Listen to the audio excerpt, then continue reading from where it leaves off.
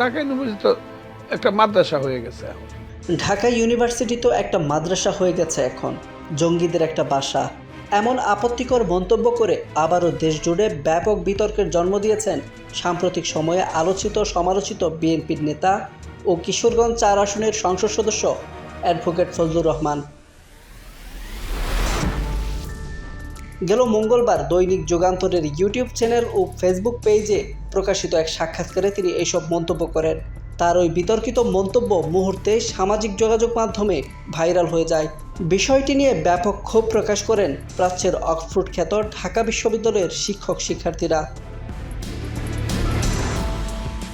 ওই সাক্ষাৎকারে ফজলুর রহমান বলেন, ঢাকা ইউনিভার্সিটি তো একটা মাদ্রাসা হয়ে গেছে এখন, জঙ্গিদের একটা বাসা। লেখা নাই, পড়া নাই, জ্ঞান নাই। আগে তো সমানে সমান চলতো, এখন তো সেটা চলছে না।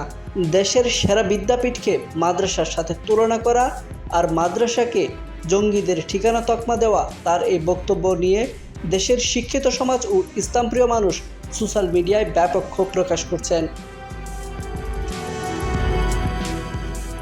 ওই সাক্ষাৎকারে ভারতের প্রসঙ্গ তুলে অ্যাডভোকেট ফজলুর রহমান বলেন, তুমি যদি ভারতকে দাদা ডাকাইয়া ভাই ডাকাইতে চাও, ভারতের চেয়ে তোমার লেখাপড়া, জ্ঞান, বিজ্ঞান বেশি লাগবে, রিসার্চ বেশি লাগবে, তোমার অর্থ বেশি লাগবে, তোমার চরিত্রের দৃঢ়তা এর চেয়ে আরও বেশি লাগবে। ঢাকা বিশ্ববিদ্যালয়কে কটাক্ষ করে ও জঙ্গি উৎপাদনের অভিযোগ দিয়ে বিএনপির এই নেতা আরও বলেন, খালি একজন আব্দুল কালাম আজাদ বানাও না বাংলাদেশে, দেখো কিভাবে ভারত আমাদেরকে ভাই ডাকে। তা তো বানাও না, বানাও তো জঙ্গি। একজন আব্দুল কালাম আজাদ বানাও, আমি হাসিনা বানাইতে তো বলি না, আওয়ামী লীগ বানাইতে বলি না যে ভারতের সাথে দাসত্ব করবে। নো, ওটা আমি বলি না।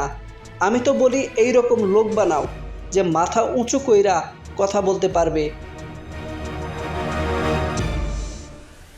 বিষয়টি নিয়ে কড়া বার্তা দিয়েছেন ঢাকা বিশ্ববিদ্যালয়ের উপাচার্য অধ্যাপক ডক্টর ABM ওবায়দুল ইসলামও। অনলাইন সংবাদ মাধ্যম ঢাকা ডায়েরিকে দেওয়া এক সাক্ষাৎকারে তিনি বলেছেন, যদিও ফজলুর রহমানের বক্তব্য একান্তই ব্যক্তিগত, তারপরও ঢাকা বিশ্ববিদ্যালয় নিয়ে এই ধরনের বক্তব্য যিনিই দিক সেটির নিন্দা জানায়। উপাচার্য ঢাকা বিশ্ববিদ্যালয়ের ইতিহাস স্মরণ করিয়ে দিয়ে বলেন, এটি এমন একটি বিশ্ববিদ্যালয় যেটি দেশ গঠন করেছে। এই বিশ্ববিদ্যালয় ভাষা আন্দোলন, মুক্তিযুদ্ধ, 90-এর গণ অভ্যুত্থানে নেতৃত্ব দিয়েছে। 24-এও এই বিশ্ববিদ্যালয়ের শিক্ষার্থীদের অবদান ও শ্রেষ্ঠত্ব প্রমাণিত হয়েছে। ঢাকা বিশ্ববিদ্যালয় নিয়ে মন্তব্য করা মন্তব্যকারীর জ্ঞানের বিষয়। আমি আশা করি উনি ঢাকা বিশ্ববিদ্যালয় সম্পর্কে এ ধরনের মন্তব্য করা থেকে ভবিষ্যতে বিরত থাকবে।